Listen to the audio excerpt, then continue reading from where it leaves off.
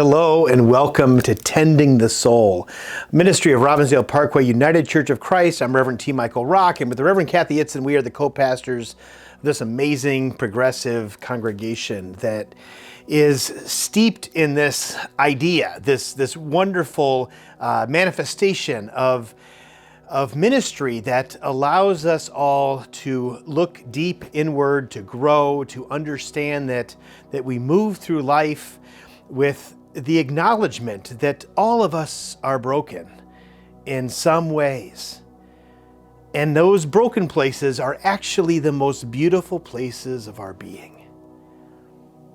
This is the great soul work that we're called to, is to look deep within at those places that we may not show the rest of the world. That may not be the places of our introduction to others, but that the places that are deeply known in our being, in our bodies. When we are driven to laughter and tears, those are the places that we are moved by, and the places that really do define us. I'd like to think that soul tending work is the work that you do when you're in a relationship with another, where you actually reveal yourself, where you're beyond the facades and the masks that you put on to look good and to feel good. And you actually have that moment where you share, and sometimes it's actually accidental. You're experiencing something deeply moving, and you share that experience together, and somehow you're known in that way. Other times it's this intentional thing that I can't go farther in this relationship until we are known. Until you tell those things that some people call secrets, but actually they're the truth of who we are. And they're only secrets when we hide and do not reveal the transparency and the beauty of our woundedness. And so this is what soul tending on this day is about. As we move through the process of springtime, as we hold in tension the trauma of Black and brown-bodied people who are experiencing so much racial tension at the Chauvin trial, and the work we're doing on Line 3 and the environment to stop the more digging in the ground in sacred land. We are so much trying to understand the stories, the woundedness of others. And here in this ministry of soul tending, we are not afraid of our woundedness. We actually turn into it. We turn into that moment where we're most transparent and most known. One of my favorite images of this topic is the labyrinth. I've walked many, many labyrinths throughout the country and the world, and they're all about the moving on a path, but then the turning back into yourself. And each turn is an invitation to look inward, to find a sense of deeper knowing of who you are. Labyrinths are not afraid of our woundedness. In fact, it invites you into the womb, the woundedness, the beginning place of being born, to being held in that brokenness. The center place of a labyrinth acknowledges that you've turned and turned and turned again. In fact, the great Chartres Cathedral labyrinth has 36 turns to get to that middle place. Turning and turning and turning again allows us to understand who we are. In fact, that is actually what Lent means in our tradition, to turn. But all the faith traditions have this understanding, this wisdom, that invites a turning back towards who we really are. The gift of taking a new perspective, of turning around, of taking a breath.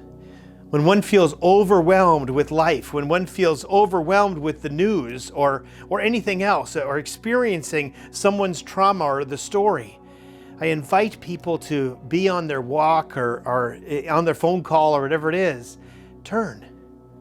Take your body and turn a little bit to the left or the right, turn all the way around, make a circle. Embody the experience of actually taking a different perspective of what you're taking in. Turning is a great invitation. It's a mindfulness practice to move into this world. In fact, one of the great ways one of my Buddhist teachers teaches how to eat is before you get to the table is to do a full turn. In gratitude and acknowledgement and awareness of the food you're eating or the experience of the relationships around the table. To move into that place of turning and accepting and understanding this precious moment is sacred. There were several labyrinths that are built right into the narthex of churches, and the opening spaces right when you walk in the door takes some time to turn a little bit before you meet the Creator, before you meet the divine. There's some wonderful earth-based traditions where before you get to that sacred altar in the woods or by the mountainside, it's first the turning.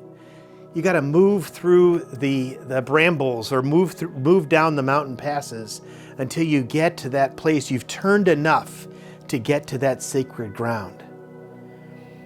I think of Moses in the Jewish tradition who had this horrible experience, this traumatic experience as part of the Egyptian court, and he turned to the desert. And the desert meets him in the burning bush and turns him back into that place. The whole prophetic message is about returning into that understanding. We have that word, of course, in our language called the return. Return to who you are. Return to your sacred spot. Return. Turn again. Make that experience holy ground for you. I wonder what it would happen if before you walked into your apartment or home or wherever it is that you live, and you turned into that space. You noticed yourself moving from the outside world to the inside. What if we turned out of that space into the more than human world and accepted all of the learning of that sacred story that is out here in nature? What if turning became our spiritual practice? And we learned again and again that in the turning, we find peace and freedom and joy, and we understand that we turn in our bodies with all of our woundedness that we carry with us, all of the generational trauma, we turn into that story and learn a deeper understanding, a deeper level of our belovedness. So turn and turn and turn again. That's the great song, isn't it? To everything, turn, turn, turn. What a gift to be in this soul-tending place with you and I, turning all the time to the sacred, the beautiful, the good, in kindness and in love. Amen.